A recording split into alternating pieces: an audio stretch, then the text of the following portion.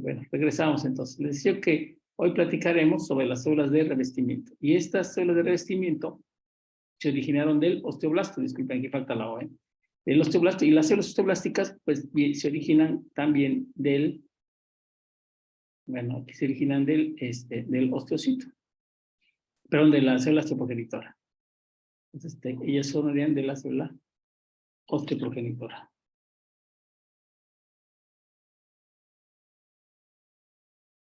Bueno, entonces, estas células tienden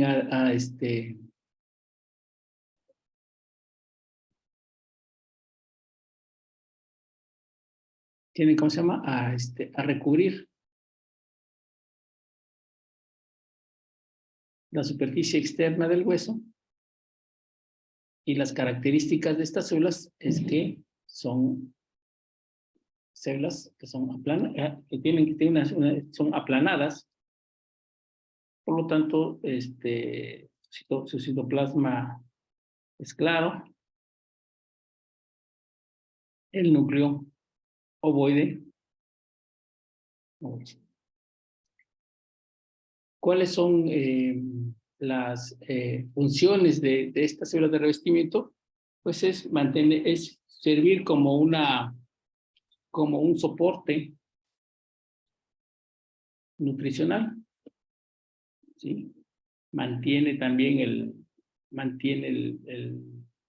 la sobrevida del hueso, porque el hecho de que las células de revestimiento se coloquen encima de la matriz miocénica, que no se va a degradar, pues permite que se conserve más tiempo.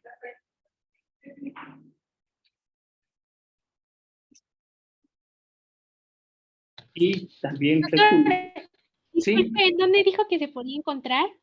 En la superficie y en la cara, y en la porción interna del hueso. Voy a ver si cabe. Gracias. Miren, vamos a imaginar que la parte externa es la que estoy señalando ahorita, y la parte interna sería aquí donde acabo de formar el segundo círculo. Aquí donde formó el segundo círculo también vamos a ver células aplanadas que van a cubrir las porciones del hueso que queremos que estén protegidas, que no queremos que se destruyan. Entonces, si hablamos de estos dos recubrimientos que están externos e internos, pues en cuestión de estructuras, esto sería que forman parte del periósteo por la parte externa, y por la parte interna sería el endostio.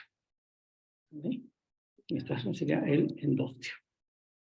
Entonces forman parte, las células de revestimiento van a estar relacionadas con el periósteo y con el endostio.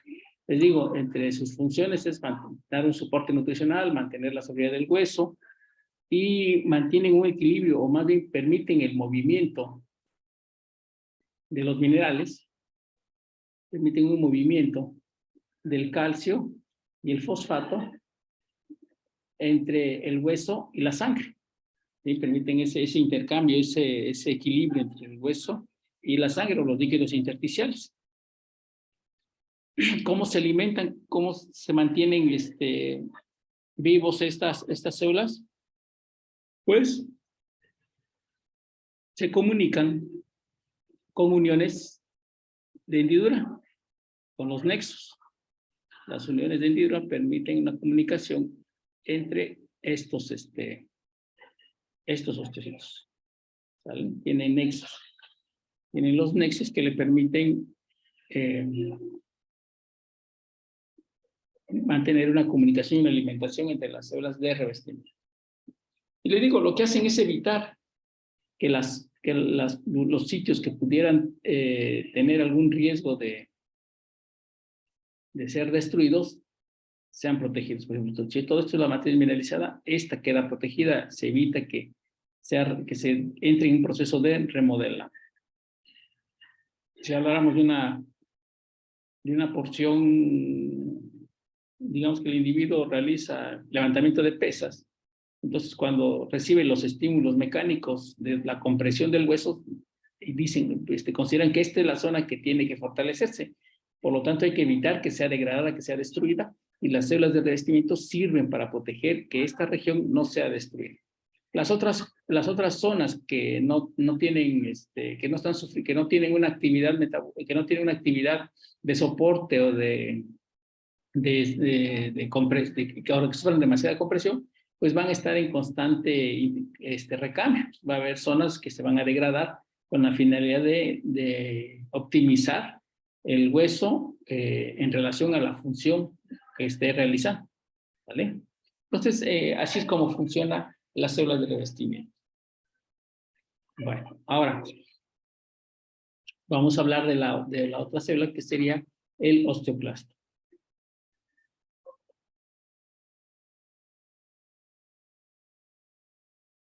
El osteoclasto, su origen no viene de las células mesenquimatosas, sino que ellas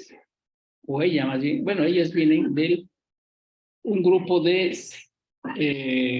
células madre que se llaman células progenitoras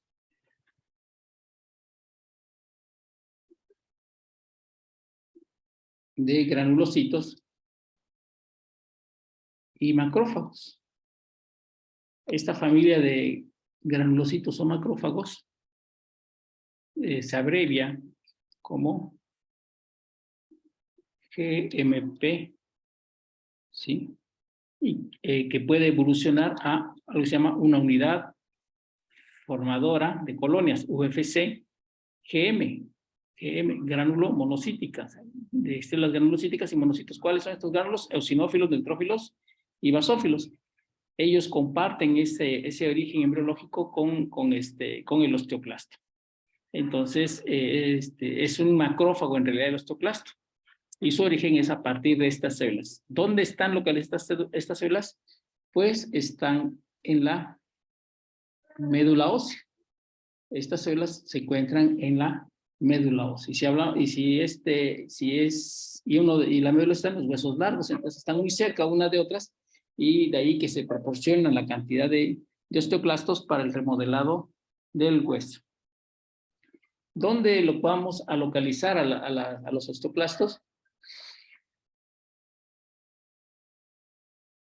Los osteoclastos van a estar dispuestos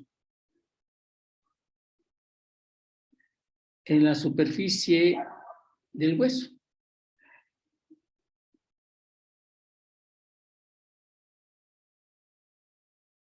Van a estar dispuestos en la superficie del hueso. Estos osteoclastos, si alguna vez algunos de ustedes han jugado ese juego electrónico del Pac-Man, ¿se acuerdan de los fantasmitas? Pues imagínense así al osteoclasto, como si fuera un fantasmita. Y donde remodela, donde desintegra el hueso que está utilizando para el remodelado, genera un hueco en la superficie del hueso, y a este hueco se le denomina laguna de Goschi. A este espacio se le llama laguna de Goschi.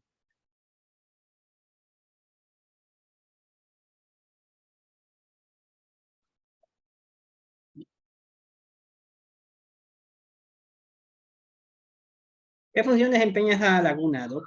No es que desempeñe azul, sino que es la estructura morfológica que vemos una vez que se degrada el hueso. Por ejemplo, ustedes imagínense ¿cómo se llama? A una retroexcavadora que la llevan a un terreno para que realice un hoyo para una cisterna. Entonces la retroexcavadora para ustedes va a ser el osteoclasto, y su mano, su brazo, de esta retroexcavadora, el hoyo que forme se va a llamar la laguna de Goschi. aquí donde está la laguna de Golfo existía antes hueso y este fue degradado y el estar escarbando es que se genera esta estructura, esta llamada laguna de Goshen. ¿Vale? Bien, para que el osteoclasto funcione necesita una serie de enzimas y proteínas para llevar a cabo este proceso. Entonces, voy a hacer esta estructura más grande y para que podamos a detalle ir describiendo cada uno de estos procesos. Voy a borrar.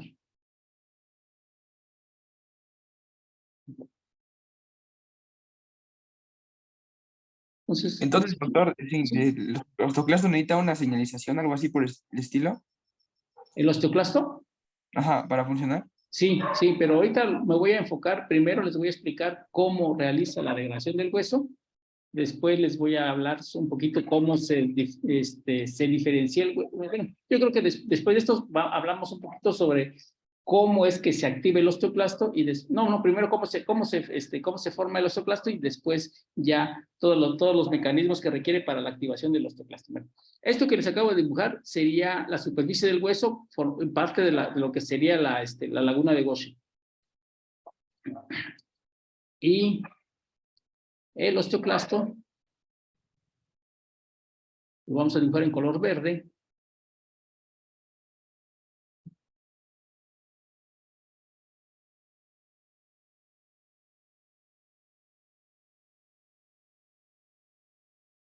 ¿Sale? Aquí están sus núcleos. Es una célula, recuerden que es una célula multinuclear. Va a ser nomás 4 núcleos.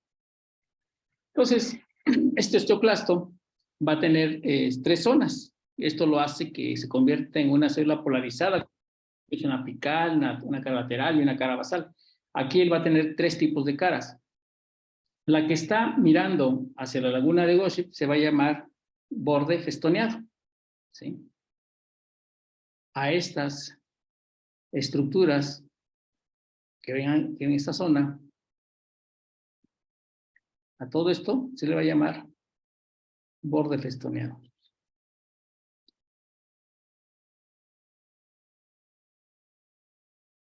Luego existirá otra zona que corresponde a los bordes donde termina la laguna, a estas zonas que son laterales. Esta región la llamaremos zona clara. Sería una zona clara. Correspondería a esta región. Y a la que está en el lado contralateral. Y finalmente, la porción que está libre, que mira hacia arriba, que hacia la cara lateral, a esto se le va a llamar una estructura vasolateral. Creo que aquí lo vamos a... Aquí tengo espacio. Una cara, una región vasolateral.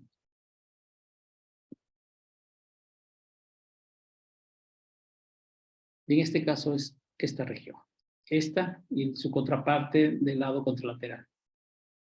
Entonces, cada una de ellas realizará ciertas funciones. En la zona del festoneada, el citoplasma del osteoclasto va a tener como evaginaciones, que da la apariencia que si fueran los dientes de algún serrucho o de una sierra. No es porque estos tengan filo y vayan a cortar el hueso, no, simplemente que el grupo, estas evaginaciones que se forman en el osteoclasto permiten que tenga una mayor superficie y por lo tanto pueda liberar mayor cantidad de sustancias para poder degradar el hueso. ¿Qué habíamos comentado del hueso? Que era una estructura de tipo mineralizada. Quiere decir que está llena de cristales de hidroxiapatita.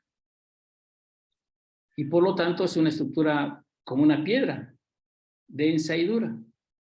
Necesitamos utilizar sustancias que permitan la degradación de esta matriz. Y para lograr esto, necesitamos disolver a la hidroxiapatita. ¿Cómo lo vamos a realizar?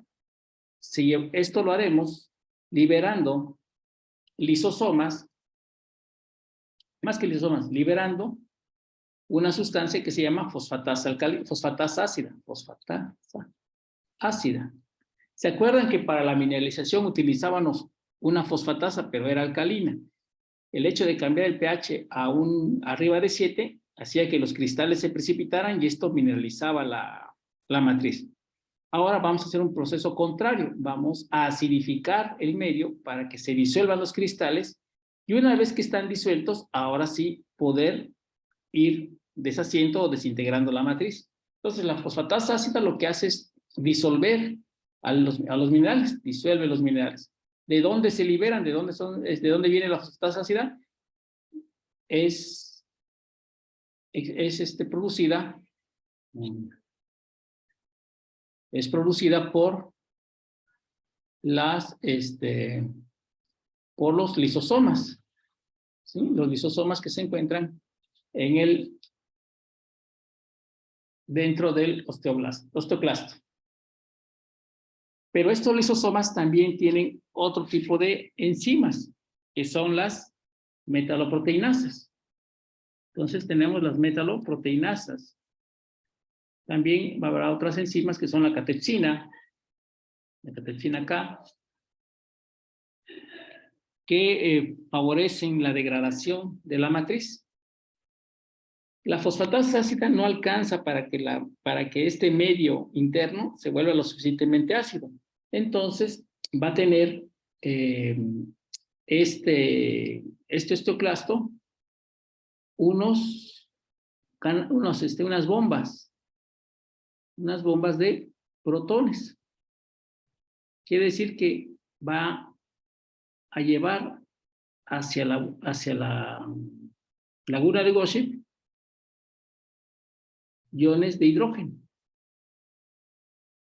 Estos iones de hidrógeno van a hacer, ahora sí, que el medio se acidifique lo suficiente para que se disuelva la matriz. Eso es lo que va a hacer. ¿Cómo obtiene los iones de hidrógeno?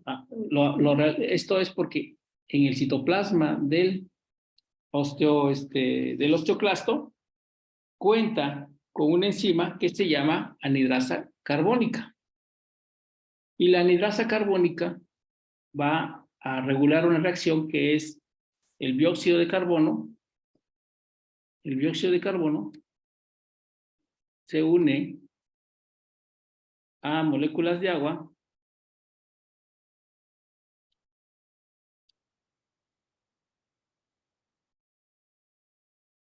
y genera ácido carbónico. ¿Sí? Genera ácido carbónico. H 2CO3, CO3. La reacción química nos lleva a generar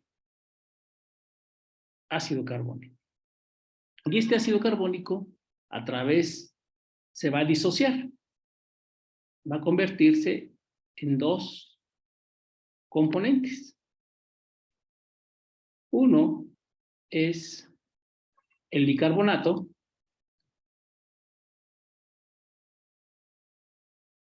y el otro serán los iones hidrogeniones. El bicarbonato será expulsado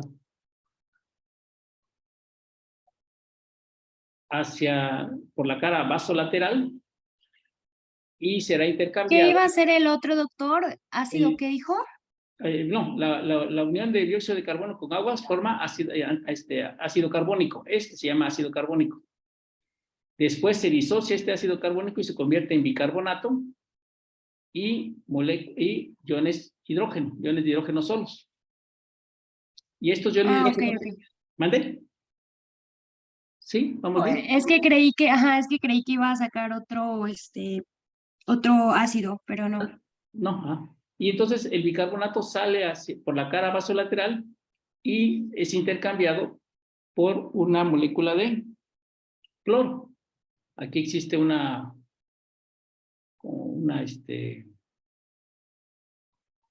O sea, una proteína, una bomba que regula la salida del bicarbonato y la entrada del cloro.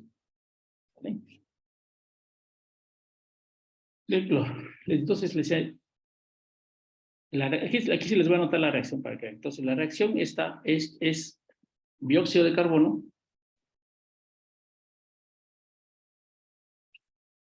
más agua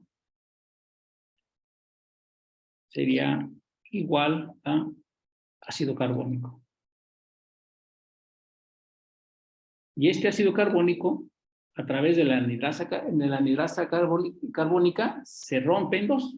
La anhidrasa carbónica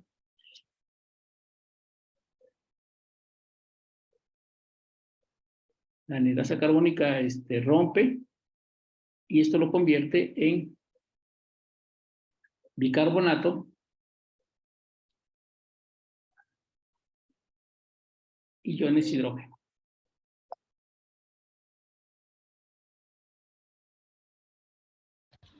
Dijo que el bicarbonato va a ser expulsado por la cara vasolateral y esta se va a intercambiar por una molécula de cloro, ¿verdad? Sí, así es, así es. Gracias. De nada. Entonces, eso convierte y el ácido carbónico es metabolizado por la enzima llamada anhidrasa carbónica.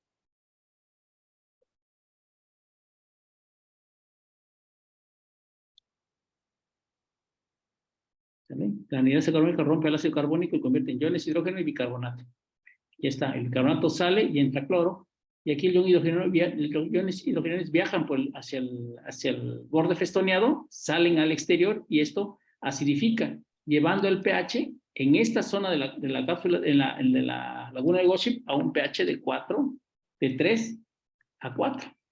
Y es el pH que vamos a encontrar. Con esa acidez ya puedo romper los cristales. Profe, Adelante, adelante. algunos están en sala de espera. ¿Lo puedes dejar entrar, por favor? Perdón, sí, perdón, es que ya cuando empiezo se me olvida. Ya voy. Sí, gracias. Sí, ya los saqué. Bueno, entonces, eso se consigue, ¿no? Ahora bien, si todas estas enzimas se están liberando aquí, si se está acidificando el medio, yo tengo que evitar que todas estas sustancias que se están vertiendo en la laguna de Gossip se puedan escapar por las caras, por los bordes laterales, por esta zona de. Entonces, lo que voy a hacer es, en esta zona clara, generar una barrera. Y esta será a través de colocar una serie de uniones entre la membrana del osteoclasto y la superficie ósea. ¿Vale? Entonces, lo que hago es tener aquí unos enlaces para bloquear, para generar un cierre hermético en esto que se va a llamar la zona clara, y con esto evito que todo lo que estoy vertiendo en la laguna de Gossip se pierda, se extravíe o se salga hacia los lados, y que esto genere una mayor degradación del hueso. A esta zona clara, aquí encontraremos proteínas que sirven para unir la membrana del osteocito, la membrana del osteoclasto con la superficie del hueso. Vamos a cambiarle el color, vamos a hacerlo verde. Entonces, estas proteínas que sirven para la unión se van a llamar, van a ver, por ejemplo, van a ser filamentos van a ser las moléculas van a ser filamentos de actina, ¿sí? Otras proteínas que se llaman vinculina, talina, ¿sí?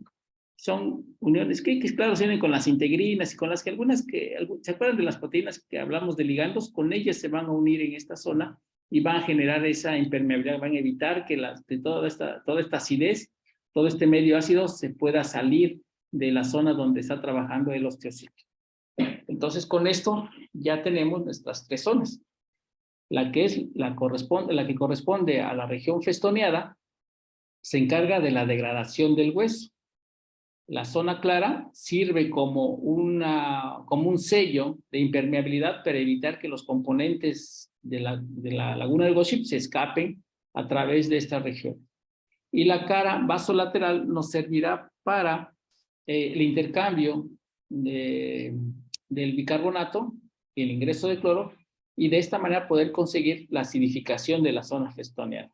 Y bueno, algo también que se me está olvidando, todos los residuos, todo lo que va degradando aquí, pues tienen que formarse vesículas que van a ser transportadas hacia la zona festoneada. O sea, aquí voy a tener que generar una vacuola, y esta vacuola se va a llenar de toda la matriz que ya degradé. Entonces, la vacuola toma camino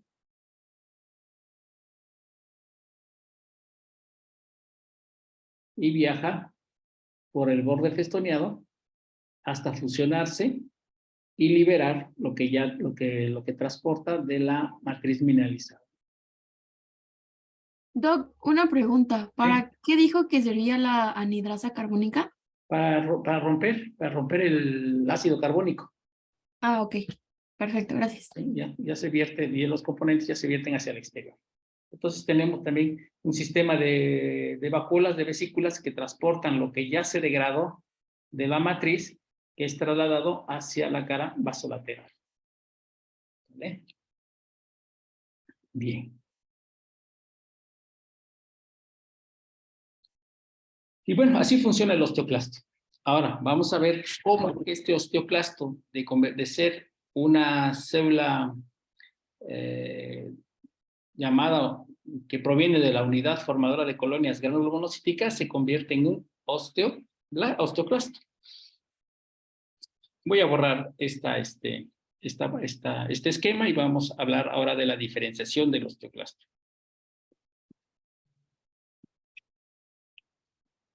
Pues vamos a hablar de la diferenciación del osteoclasto. ¿Cuáles son los mecanismos que se requieren para que el osteoclasto se convierta en esa célula? Entonces, la primera célula de este grupo se va a llamar unidad formadora de colonias. Bueno, no la primera, una de las, digamos, a partir de la que podemos diferenciar, que va a ser la unidad formadora de colonias granulomonocítica. Antes de ella están las células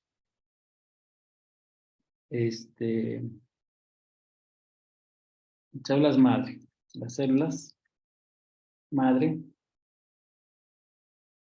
mieloides. Ya cuando veamos sangre, ya entenderemos un poquito más. Entonces, eso las madre mieloides se convierten en unidad formada de colonias granulomonocítica, que sería esta célula. Y para que pueda... ¿Unidad formadora de colonias qué? Perdón, UFC es unidad formadora de colonias. Unidad formada de colonias, GM, gránulo monocítica.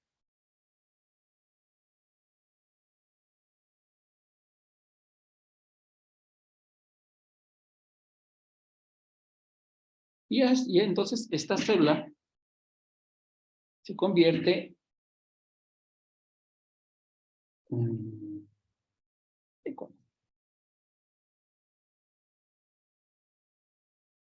una célula precursora de osteoblasto, una célula precursora de osteoblasto, de osteoclasto. Ahora, para que se pueda diferenciar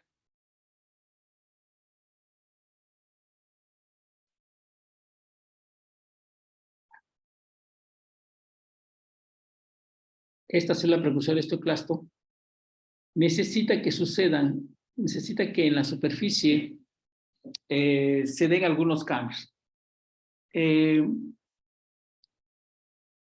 Esta célula precursora de osteoclasto tiene que ser estimulada por algunas sustancias, como son el TNF, factor de necrosis tumoral, ¿sí?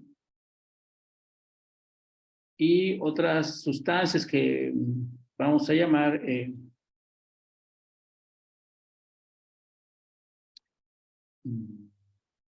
no creo, bueno, vamos a llamar interleucina. Son unas se llaman sustancias estimuladoras de la unidad formal de coronas, pero vamos a dejarlo como interleucinas o factores, vamos a dejarlo como factores de crecimiento, para que no nos compliquemos tanto, como factores de crecimiento y diferenciación. Y entonces van a generar cambios en esta célula precursora del osteoclasto y van a activar unos genes que son el gen CFOX y el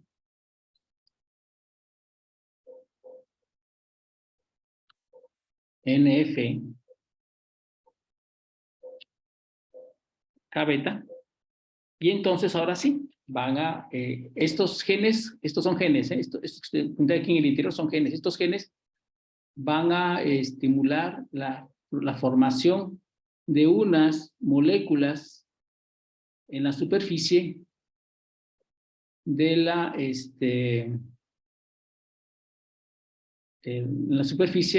esta célula, de este osteoblasto precursor. Y a estas moléculas se les va a llamar RAN. Se le va a denominar moléculas RANK. R-A-N-K.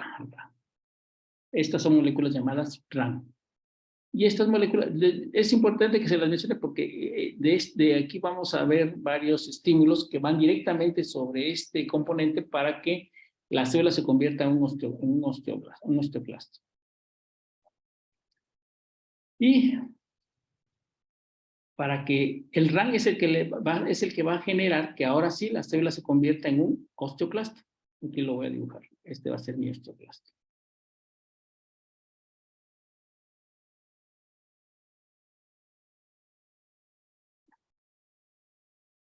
Para que genere osteoclasto. Entonces este RAN, para que pueda dar la señal de que se tiene que convertir en osteoclasto, tiene que recibir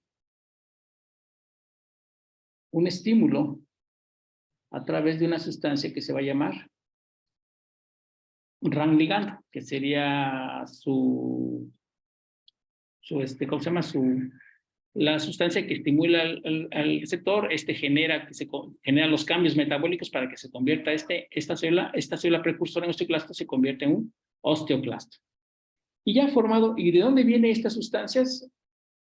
Son sintetizadas principalmente por los linfocitos T. Bueno, por varias células. Entre ellas tenemos a los linfocitos T. También los sintetizan los osteocitos. Y también en algunas situaciones los osteoblastos.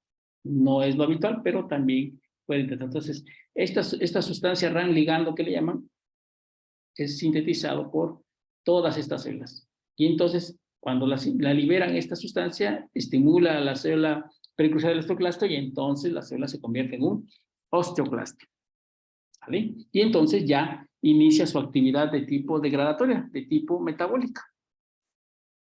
Bueno, pero como todos estos procesos también necesitamos generar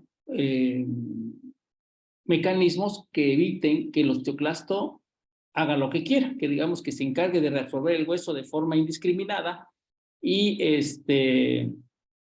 nos lleve a, ¿cómo se llama?, a que se destruya todo nuestro hueso. Por eso existe una sustancia que bloquea al RANK.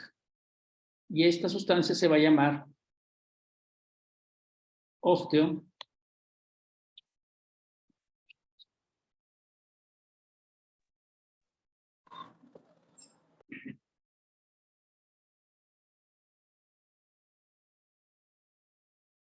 protegerina, que también se abrevia OPG.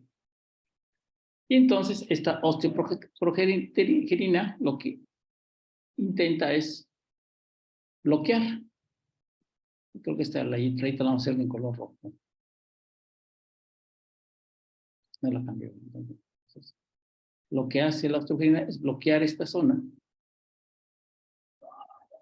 para que no estimule el RAN y por lo tanto el osteoclasto se inactive o no funcione.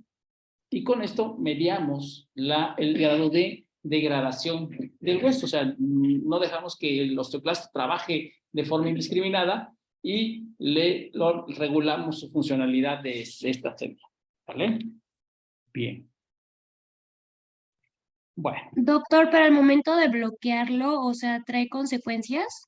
Sí, si tú bloqueas este receptor, ya hacemos que el osteoclasto no se active y por lo tanto ya no degrada el hueso. Por ejemplo, miren, si ustedes... Ahí va a causar como, por ejemplo, un mal funcionamiento, supongo, ¿no? no, fíjate que no, aquí es una cuestión de tipo fisiológica. Por ejemplo, si ustedes, algunos de ustedes decidieran, no, ¿sabes qué? Voy a empezar a practicar un deporte como taekwondo. Entonces, ¿qué es lo que necesita? ¿Qué es lo que va a suceder en su hueso? ¿Se va a mineralizar o a perder matriz o se va a desmineralizar? ¿Se mineraliza? Se mineraliza. Entonces, si se tiene que mineralizar, ¿cuál va a ser la función del osteoclasto? ¿Va a tener que estar activada o tiene que estar bloqueada? Se bloquea. Se bloquea. ¿Y quién va a hacer el bloqueo? La osteoprotegerina. Así es, la osteoprotegerina, así es. Ahora bien, digamos que ustedes ya se prepararon, entrenaron en taekwondo, o una de dos van a ser astronautas. Entonces, físicamente se prepararon, sus huesos están con la mayor dureza posible y ahora los envían a 6 meses a la ingravidez, los mandan al espacio. Ahí, ¿qué va a suceder con sus huesos? Va a haber Se va a activar el... Se desmineraliza. Una desmineralización. Entonces, si hay una desmineralización, ¿quién tiene que hacer ese trabajo de desmineralizar el hueso? El osteoclasto. El osteoclasto. Entonces, la osteoprogesterina, ¿qué? Se va a inactivar y los linfocitos T junto con los osteocitos van a liberar ese ligando L para que el RAN se active y de esta manera el osteoclasto funcione. ¿Sí me explico?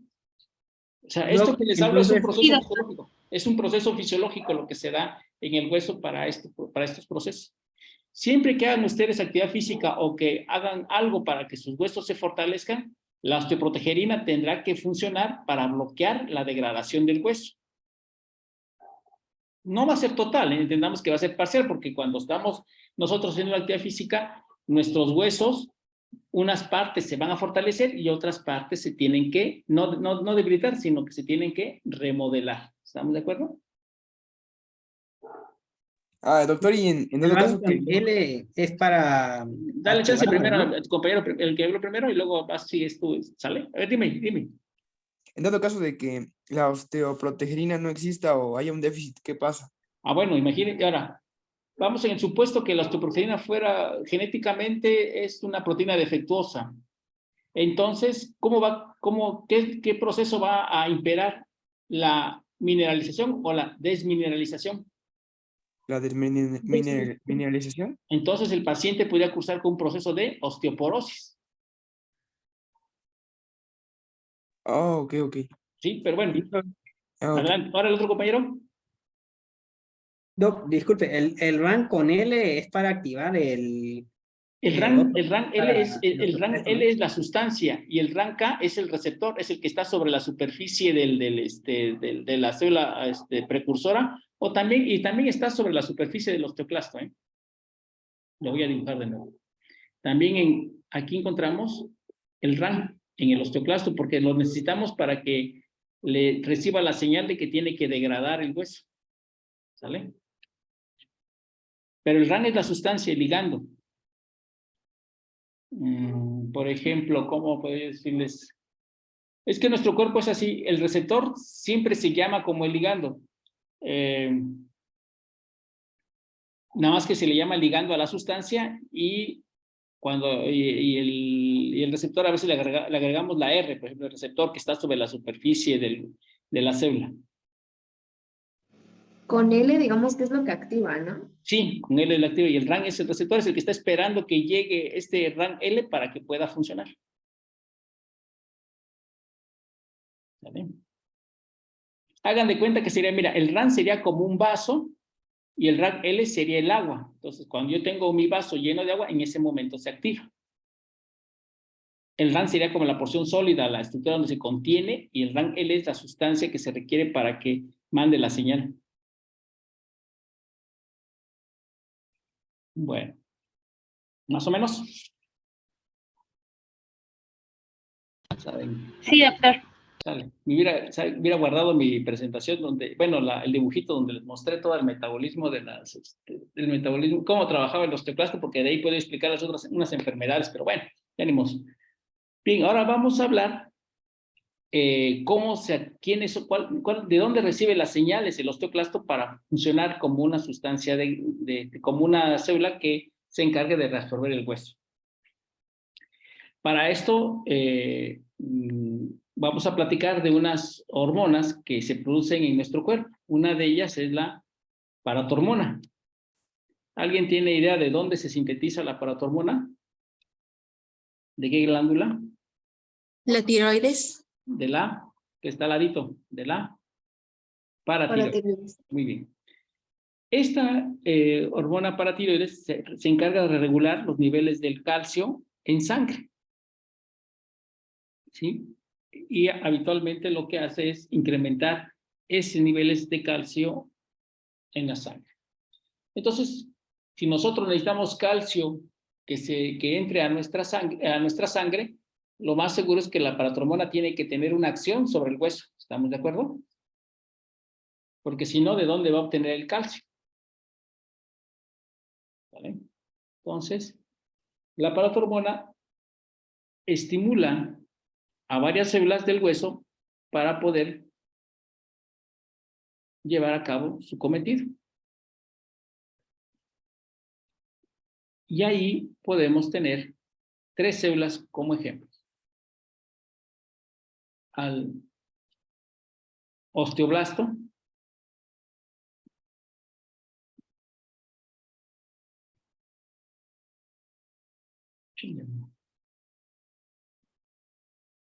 híjole, bueno, el otro sería el osteocito y la otra sería los linfocitos T. Y lo que hace esta paratormona es mandar una señal a cualquiera de estas células les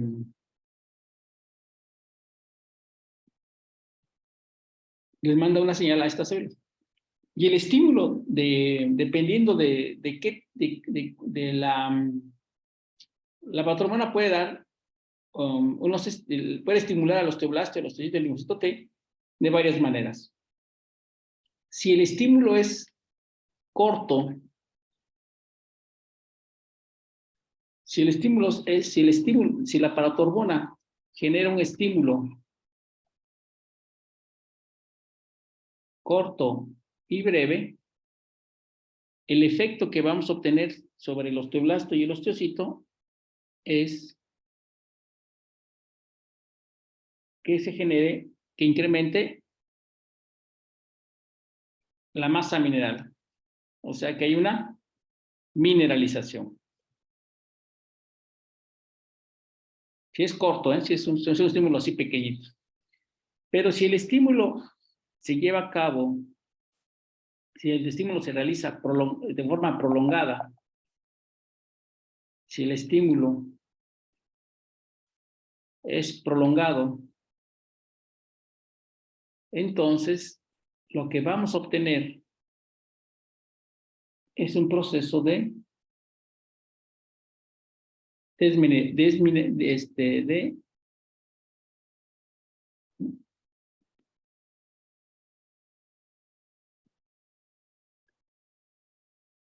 ¿cómo se llama? De degradación de la matriz mineralizada. ¿Sí, ¿sí se entendió? Bueno, ¿sí? Si el estímulo de la hormona paratiroides se realiza de forma breve, genera que se incremente la masa del hueso, se vuelva mucho más sólido, más grueso, más resistente. Y si el estímulo se hace prolongado, que dure mucho tiempo, lo que hacemos es que el hueso se debilite. ¿Sale?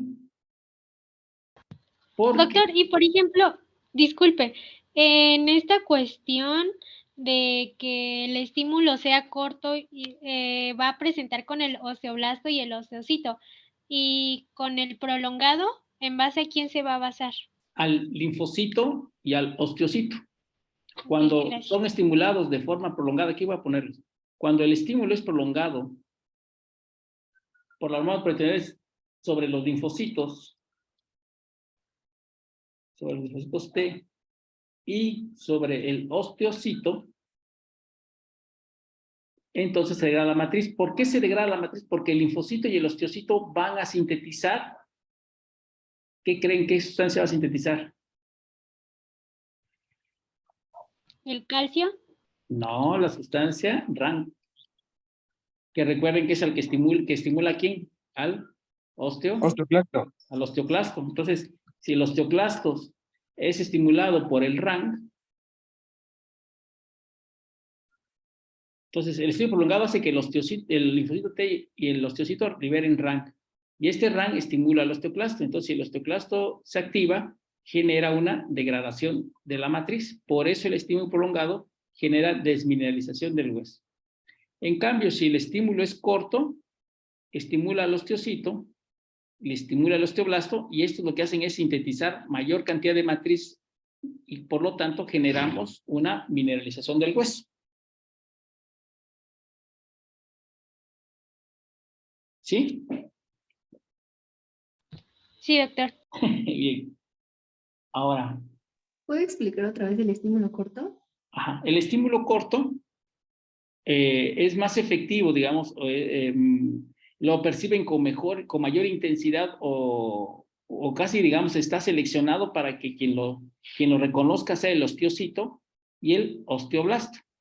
Cuando estos reciben este estímulo, lo que hacen es activarse, el osteoblasto se activa y por lo tanto sintetiza mayor cantidad de matriz no mineralizada. Y el osteocito remodela el hueso, o sea, quita un poquito de calcio y pone calcio en otra zona y así se van trabajando. Entonces, en conjunto los dos lo que hacen es incrementar la matriz mineralizada.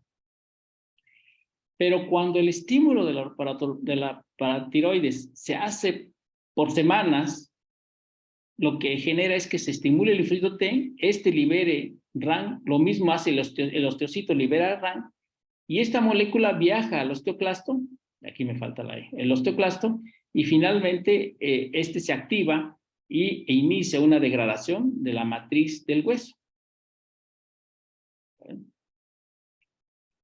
Doc, una pregunta. Sí. Entonces, cuando se bloquea el RANK, ¿qué se produce? Porque yo había entendido que si se bloquea el RANK es que se genera una, o sea... Sí, te escucho. Bueno, quiero saber eso más que nada, o sea, Bueno. ¿qué pasa cuando se bloqueaba el RANK otra vez, por favor? Si recordamos tantito la imagen anterior, se había dicho que el RAN, que pertenece que se encuentra en la superficie del osteoclasto, esas moléculas de RAN que están en la superficie del osteoclasto, lo que hacen es que si se activan, el osteoclasto trabaja y por lo tanto degrada la matriz. Cuando el RAN se bloquea, por lo tanto el osteoclasto no recibe señal de actividad y se queda quietecito, no hace nada. Se bloquean, dice no voy a trabajar, me voy a quedar sin hacer nada. ¿Vale? Entonces, si no hay RAN, el osteoclasto no trabaja. Si hay RAN, el osteoclasto trabaja y degrada la matriz. ¿Vale? Ok, gracias. Sí. Bien, ahora, ustedes han escuchado o algunas veces algunos médicos o en alguna información que llega de las redes, en la televisión, es que dicen que las mujeres sufren osteoporosis en el momento en que dejan de producir estrógenos, ¿sí? Y es que lo que sucede con los estrógenos es que bloquean al RANK. Y si bloquean al RANK, disminuyen la actividad del osteoclasto y por lo tanto la mujer preserva su matriz mineralizada mientras conserve niveles importantes de estrógenos en sangre.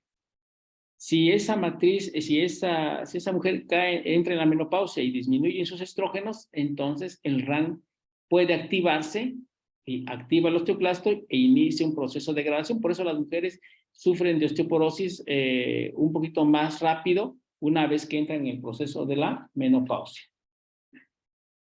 ¿Vale? Otra forma de que los osteocitos, que el RAN se active es cuando los osteocitos mueren. Si hay una fractura, el osteocito libera sustancias que favorecen la formación del RAN y por lo tanto el osteoclasto llega a esa zona y degrada donde murieron los osteocitos. ¿Sí? Bien, ahora, hay una enfermedad que se llama osteopetrosis. Voy a borrar esto.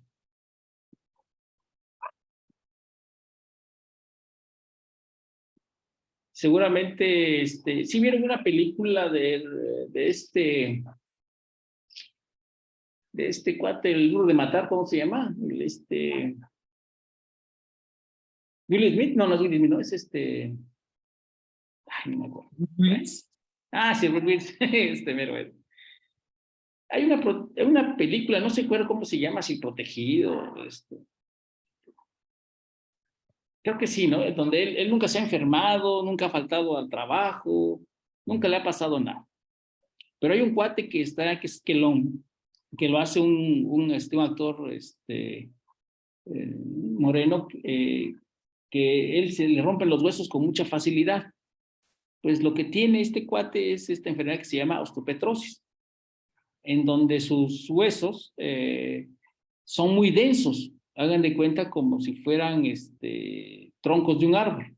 No son como lo que habitualmente tiene la mayoría de las personas, que sería trabeculado, entretejido, sino que es un hueso, es un pedazo de tronco como de madera. O sea, todo está denso, no tiene ninguna trabécula, no tiene un canal medular, no tiene ese hueso esponjoso que esperaríamos.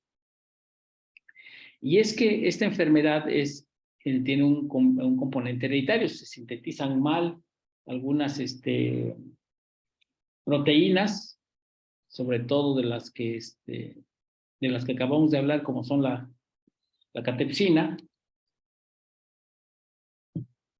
¿Sí? También no funciona la anidasa. Entonces, si el hueso es más denso, o sea, tiende a ser completamente duro, tiende más a romperse. Sí, sí. Ah, ok.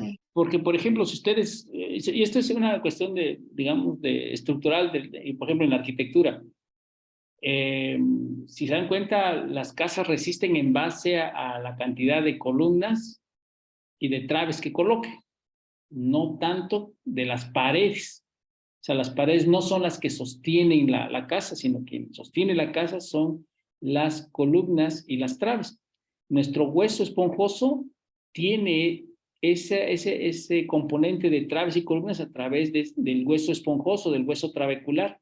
Cada trabécula tiene un ángulo y una disposición específica para generar una mayor resistencia del hueso.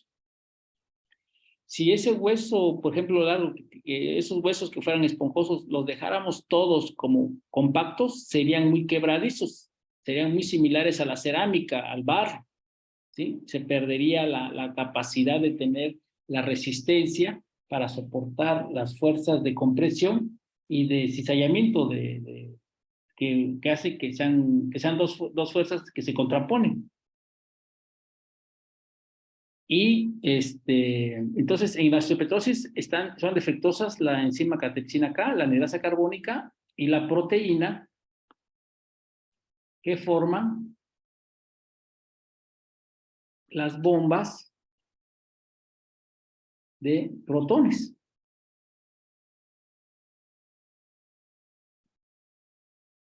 Entonces, quiere decir que la enzima que degrada la matriz no funciona. Sin la anidrasa carbónica que supone que tiene que romper el ácido carbónico, no se rompe, por lo tanto no puedo sintetizar iones hidrogeniones, y si lo sintetizara yo, la proteína que se encarga de enviar los iones de hidrógeno hacia la laguna de Gossip no funciona. Por lo tanto, no puedo generar acidez en la laguna de Gossip y no puedo degradar el hueso. ¿Quién está funcionando en general mal? El osteoclasto. Todo esto sucede dentro del osteoclasto. El osteoclasto no puede funcionar porque tiene todos estos defectos enzimáticos.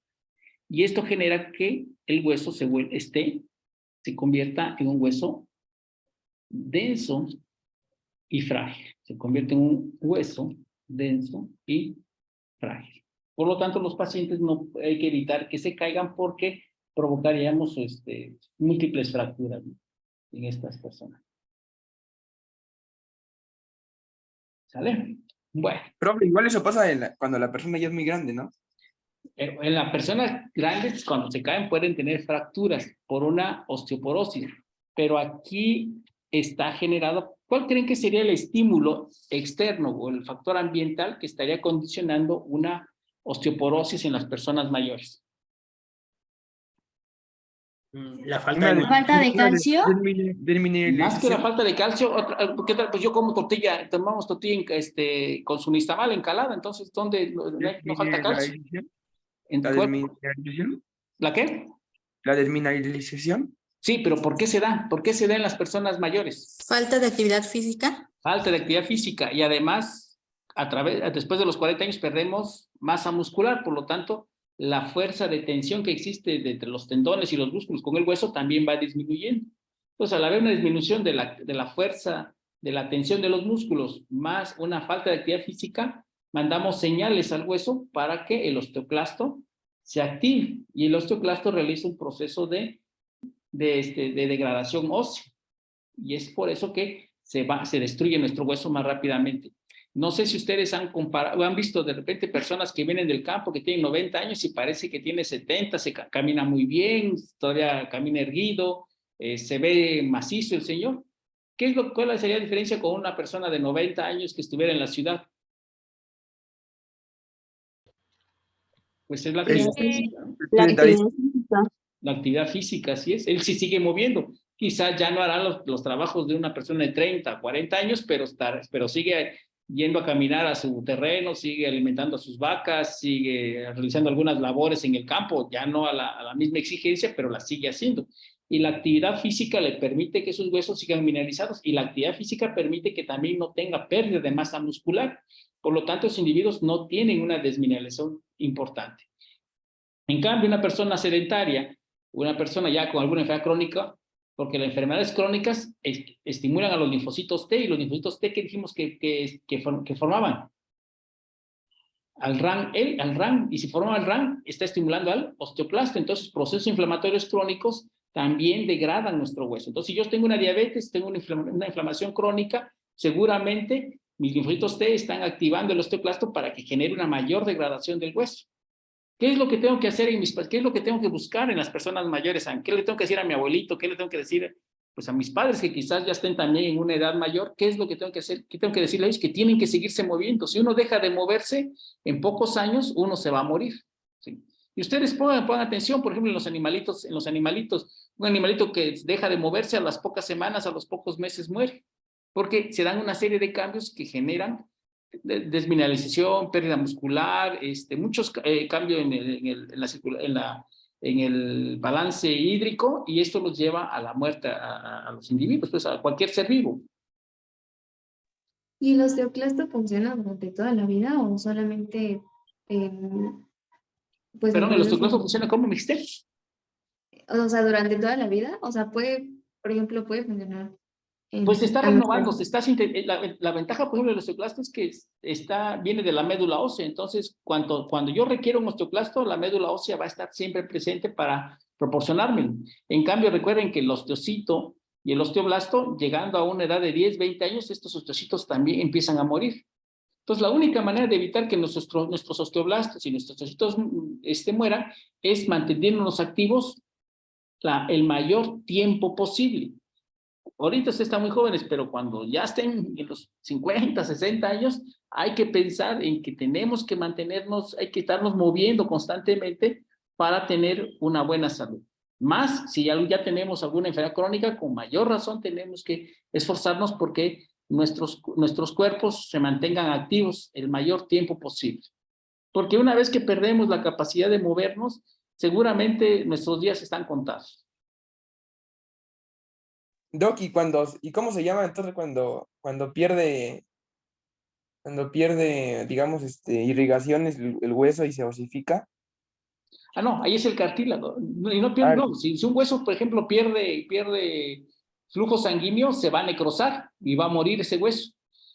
Aquí creo que aquí sería que cuando los que se osifican son los cartílagos, cuando sufren un mayor aporte de sangre, cuando los vasos sanguíneos entran al cartílago, entonces podemos presentar una osificación con el tiempo.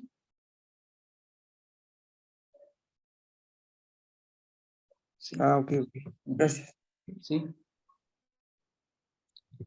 Bien, pues esto es más o menos una idea de cómo funciona nuestro hueso, un poquito de la fisiología del mismo. La importancia va a radicar cuando ustedes estén hablando de osteoporosis, cuando estén hablando de fracturas, podrán entender y explicarse cómo es que se lleva a cabo el proceso de reparación en el hueso. Luego lo vamos a dejar hasta aquí. Yo creo que ya mañana hablamos de osificación y a ver si acabamos el tema mañana. ¿Alguna otra pregunta? Profe, yo tengo una duda. Sí, adelante. Una persona que practica levantamiento de pesas está fortaleciendo sus huesos, me imagino. Ambas cosas, los músculos y los huesos.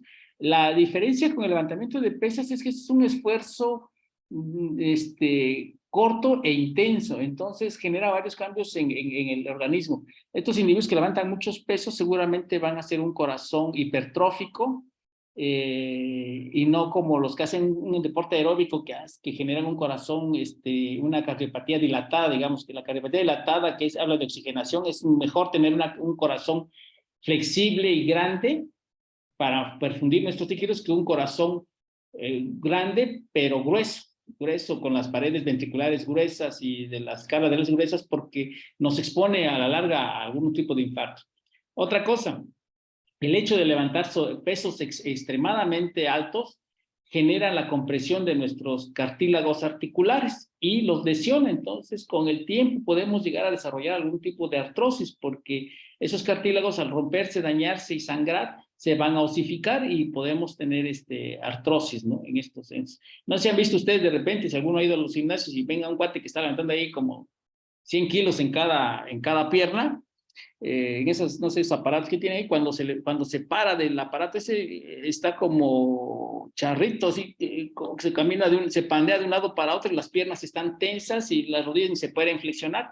Esos cuates van a tener una lesión articular muy, a tempranas edades porque ese cartílago se va a lesionar, ¿sí?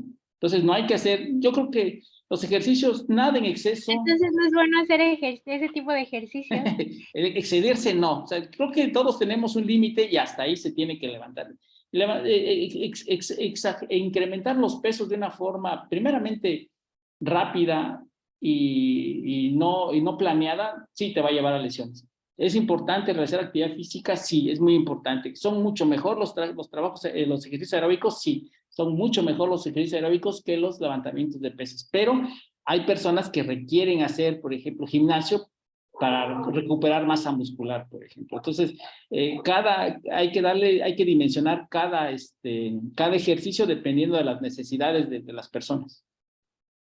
No vamos a satanizar los gimnasios, ¿no? Son buenos, pero hay ciertas reglas que deberían seguirse para evitar lesiones. Lo importante aquí cuando practican un deporte es evitar lesiones, porque estas lesiones, si se vuelven crónicas, nos van a perjudicar en nuestra capacidad de movimiento en edades posteriores. Y entonces, ¿de qué sirve que ahorita estoy como Schwarzenegger y cuando llegue a los 50 años estoy como con kilos mortales, ¿no? Estoy muy gordito, no puedo ni moverme. Entonces, porque el ejercicio me lesionó y ya no puedo hacerlo.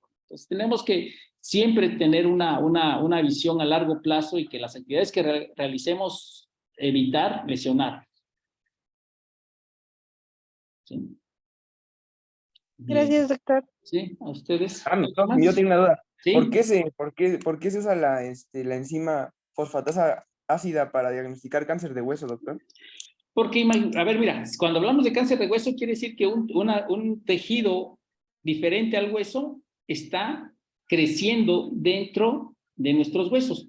Para que pueda crecer ese tejido extraño en nuestros huesos, ¿qué tiene que suceder?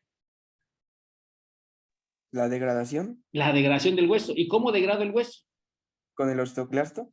Pero, ¿y qué sintetiza el osteoclasto para degradar el hueso? Fosfatasa ácida. Exactamente, fosfatasa ácida. Entonces, los niveles de fosfatasa ácida, los niveles de fosfatasa alcalina, se pueden encontrar en sangre y yo puedo percatarme de que si alguien está haciendo metástasis a nivel de hueso.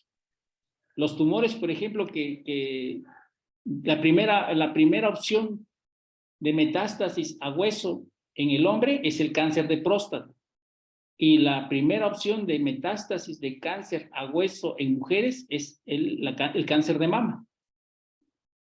Sí, entonces, cuando ustedes tengan una mujer con metástasis, hay que checar si no tiene un tumor de mama que no se ha diagnosticado. Y en el hombre lo mismo, si encuentran tumores metastásicos en hueso, hay que buscar un cáncer de próstata previo o en ese momento y que no nos hemos dado cuenta. Entonces, pacientes que empiezan a tener metástasis, pues se destruye mucho hueso, entonces la fosfatasa alcalina ácida, perdón, se incrementa en grandes cantidades en mi sangre. Ahora, se las pongo al revés. Si yo tengo un individuo que iba en la moto y de repente chocó y se le fracturaron como 20 huesos, entonces todos sus huesos ya se los colocamos como deben ser, ya están todos enyesados y estamos esperando su convalecencia. ¿Qué fosfatasa tiene que estar incrementada para saber que el hueso se está reparando? ¿Alcalina? ¿La alcalina? La alcalina, muy bien, la alcalina tiene que estar elevada para saber que nuestro individuo está sintetizando las cantidades necesarias para que sus huesos se sanen. ¿Vale? De eso se trata la medicina, de eso se trata de que ustedes entiendan el cuerpo y puedan explicar todos los hallazgos que encuentren a través del laboratorio. No es nada más, pídele estudios y a ver qué sale, ¿no? No, tienen que saber tienen que interpretar lo que reciben y también a veces hay que ser muy, tiene que ser nuestro diagnóstico muy encaminado a algo que estamos pensando, no nada más a ver qué encuentro, ¿vale? Gracias, doctor, gracias. Gracias. ¿Algo más? Disculpe, doctor. Sí. ¿Sabe de casualidad cuándo es el departamental? El 18 de febrero. Qué bueno que fueron. El examen va a ser el 18 de febrero y vamos a abarcar hasta sangre. Hasta el tema 10. Está bien. Gracias. Sale. Profe, pero el 18 es miércoles. ¿No? Perdón. No sé, no, pero es sábado, es sábado. Doctor, es sábado. pero se supone que tenemos que ir el sábado. ¿Este Pero sábado? todavía no, faltan 2 semanas. Ok. Sí, faltan 2 semanas todavía. No os preocupéis. Ok. Yo creo que ya, si acabamos hueso, en esta semana acabamos hueso y adiposo en una clase y media terminamos. Ya nos quedaremos. ¿Hasta qué capítulo dijo? 10, que sería sangre. Ahorita vamos en el 8, el 9 es hueso, el 9 es adiposo y el 10 es sangre. ¿Desde qué capítulo es? Disculpe. Va a ser desde el 5, ¿no? O 6 creo, ¿no? Porque hasta el 5 llegamos. ¿Tejido conjuntivo? Llegamos hasta el tejido... ¿Vimos tejido conjuntivo en el examen? No, hasta epitelio llegamos. Bueno, entonces va a ser tejido conjuntivo, cartílago, hueso, adiposo y sanguíneo. Entonces serían 5 capítulos, ¿no? 5 capítulos, así es. Ok, Del gracias. 6 al 10, del 6 al 10.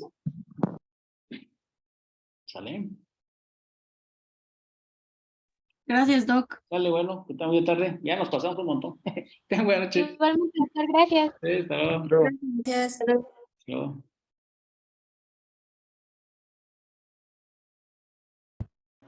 Ah,